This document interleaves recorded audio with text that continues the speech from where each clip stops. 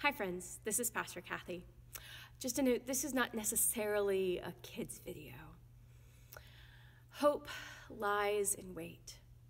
I used this phrase when I was pregnant with my firstborn.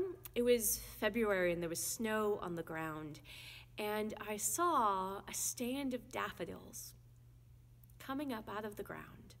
And I knew there were daffodils, but you couldn't tell because the yellow brightness that is the promise of spring had not yet unfurled.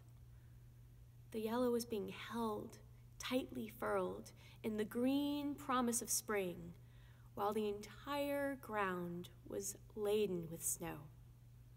And I was remembering my grandmother, who had died just a couple years before, and she died in early March, when the daffodils are in full bloom and they are the first promise of spring.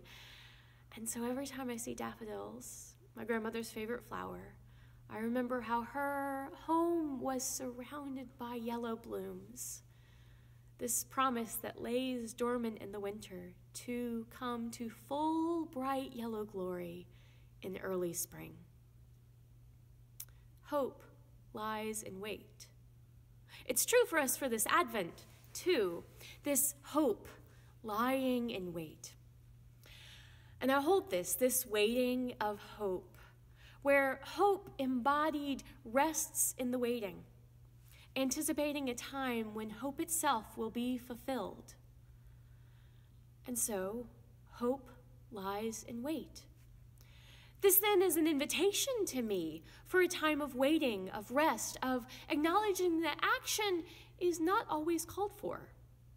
Sometimes inaction is what is required.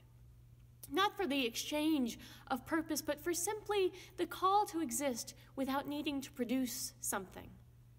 Not all time must be spent, and not all time not spent properly is wasted. Capitalism would have you believe that continuous production is the highest quality, but do not get carried away in it. More is not always required of you. Your value is not based in what you produce. Our hope can rest, and so can you. What does this waiting look like? What does your waiting look like? Is it fidgety or impatient or nervous or restful, or something to be ignored as you line up the next task on your list of necessary accomplishments?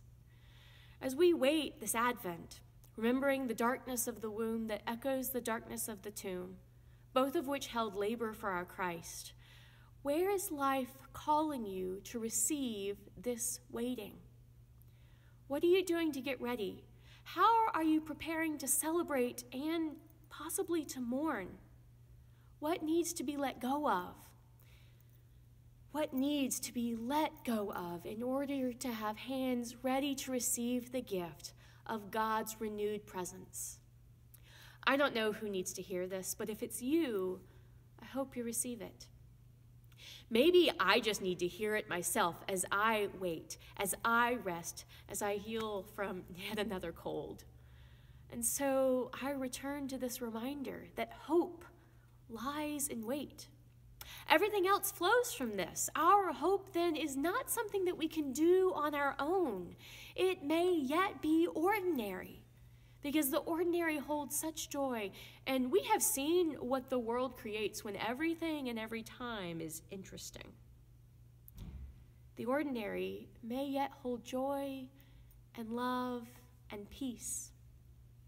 What wonder would it be for peace to be ordinary, for the lion to lay down with the lamb, and for our weapons to be transformed into garden tools, where conversations between people who hold each other in high regard, regardless of their unique qualities, were commonplace, where parents didn't have to wonder whether their children were safe and healthy.